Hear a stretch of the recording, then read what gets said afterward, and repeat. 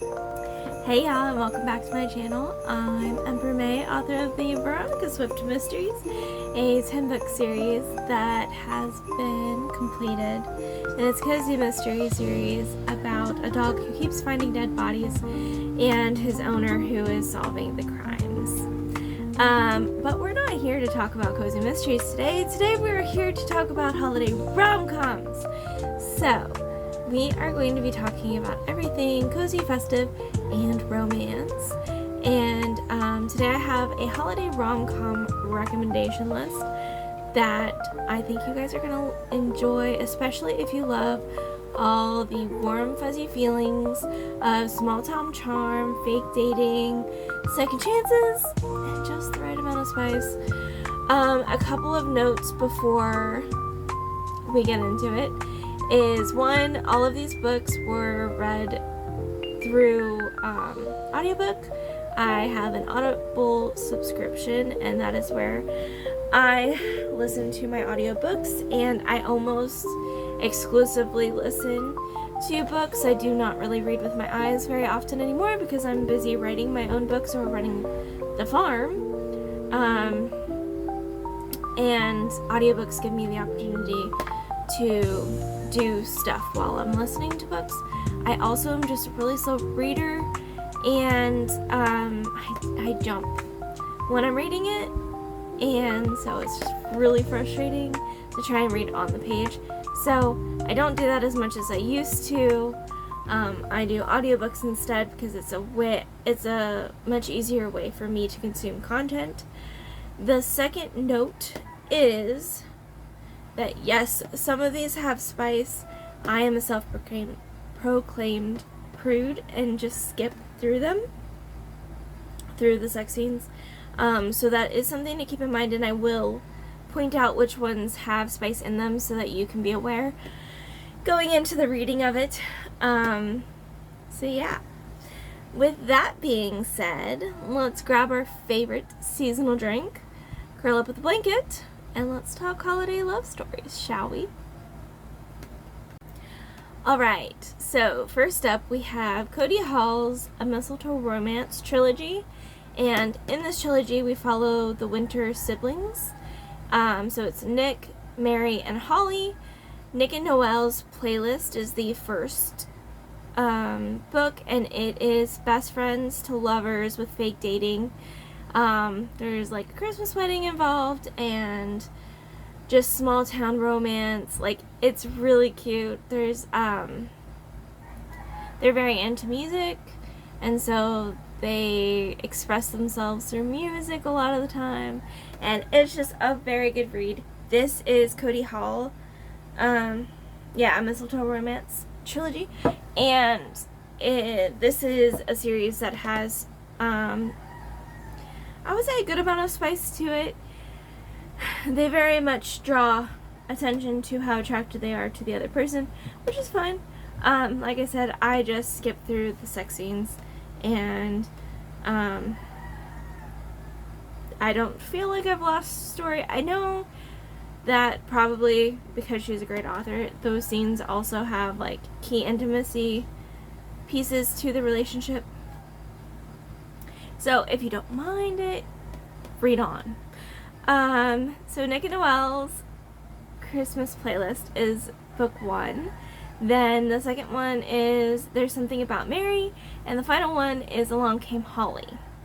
Now, she has a second trilogy that she released in 2024.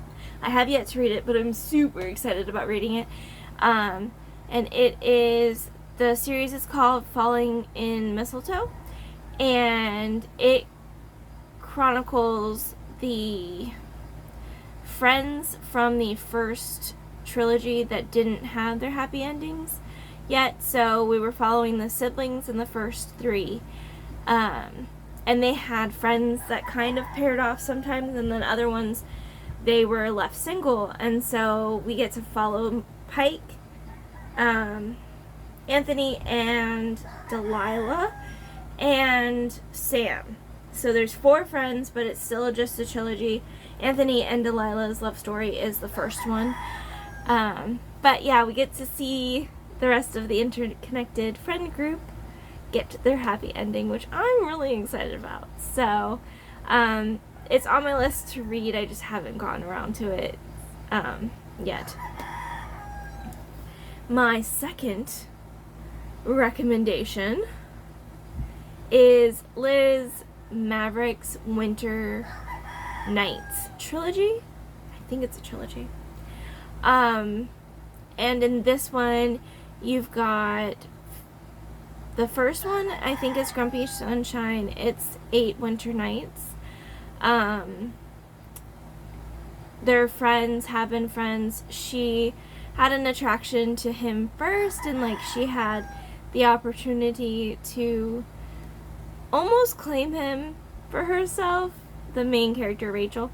But when her friend comes up and she sees Oz as the love interest, Oz's reaction to her friend Tamara, she just lets Tamara have him, and they are dating for a year, and then Tamara breaks up with him, and he's asked Rachel to help get Tamara back. And so that's what the story is about, and it's really cute and sweet. And this has, I don't think there's any sex in it. It's not spicy at all. It's very sweet. It's very, very wholesome. The difference is this is not a Christmas story, this is a Hanukkah story. So the whole trilogy, almost, I think any of Liz Maverick's holiday ones are Hanukkah. And I really, really enjoy the different twist on a holiday romance also. Like getting to see how people celebrate Hanukkah is really cool. And this is Hanukkah in New York, so it's big city, but it feels very intimate and cozy still because it's like a small group of friends. So you will notice that these are interconnected friend groups. Thing with me, love some found family. The interconnected friend groups feel like found family for me. So I'm pretty sure that's part of why these two series particularly are things that I'm drawn back to. The second story is fake dating trope with a previous friend that was part of their friend group that basically hit it big and they were no longer part of the friend group. So that one was really good. And then the final one is one of the friends finally getting his happily ever after as well. So it's really good. I love them so much. I've listened to them like 3 times in the last year. Yeah. So then I have another Liz Maverick as my third recommendation. And it's called Booked for the Holidays. Super bookish, super nerdy, super lovely. I love it so much. As an author, I love books about authors, I have to say, or people trying to be authors. I love it. I identify so hard with it because they do a good job of, you know, demonstrating the challenges of being an author and being a creative person, because they know, because they're writing a book. And so it was so sweet. And the main premise of the story is that there's an overdue book from this author, and someone from the editor or from the publisher comes to the house to help her finish the book, and her grandson is the one that's there, and stuff happens, and it's really cute, and there's a lot of baking and pastries and Hanukkah celebrations and all of this stuff, and I loved it so much. I have only listened to that once, but it was very sweet and cute, and I don't think it had any, I think it was sweet as well. I don't think there was any sex in it to be found. So, yeah. My final recommendation, which is my 4th recommendation, is another series, but this one's a duology, and it is, the series title is Catherine Walsh's Christmas Romcoms, but the books are called Holiday Romance and Snowed In by Catherine Walsh, and not to be confused with Courtney Walsh. Courtney Walsh is a Midwestern writer who, to be fair, writes really good books, but she did not make it on this list this time. Catherine Walsh writes Irish American romances, typically Irish American, where they have either come to America and are going back to Ireland, or like they're in a different part of Ireland or whatever. So as an audiobook listener, the readers have Irish accents, and it's an accent I adore. And so I absolutely loved listening to these books, not just because of the story, but because of the accents. But the story was super good. It's two friends that are friends because they fly home to Ireland at the same time every year, and so they just became seatmates on an airplane, and they like catched each other up about their lives over like the course of the year on that flight to Ireland. And this year there's no, they almost don't make it, and so they are doing some crazy amount of flying to try and get to Ireland in time for Christmas. And it was so good. And then she followed it up. So Andrew has a brother, and so the second book is about the brother, and the brother lives in Dublin, and they live in a small town in Ireland.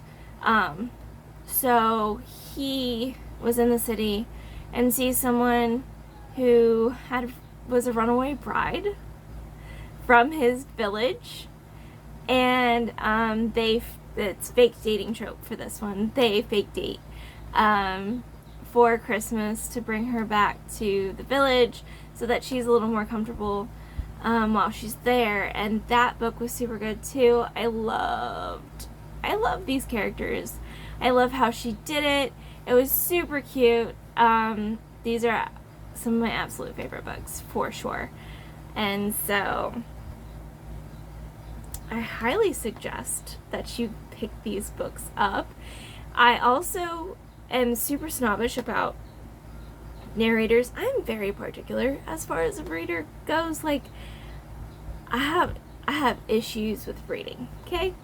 I am super picky about what I read. I'm super picky about who reads it to me. I am aware of my faults.